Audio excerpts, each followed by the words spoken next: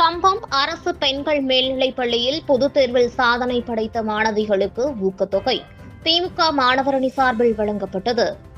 அரசு பள்ளிகளில் 10ஆம் வகுப்பு, 11ஆம் வகுப்பு மற்றும் 12ஆம் வகுப்பு பொதுத் தேர்வில் பள்ளி அளவில் முதல் 3 இடம் பிடித்து சாதனை படைத்த மாணவ மாணவியர்களை ஊக்குவிக்கும் வகையில் தேனி தெற்கு மாவட்ட திமுக செயலாளர் கம்பம் ராமகிருஷ்ணன் எம்எல்ஏ ஆலோசனையின் பேரில் தேனி தெற்கு மாவட்ட திமுக மாணவரணி சார்பில் ஊக்கத்தொகை வழங்கி பாராட்டி வருகின்றனர்.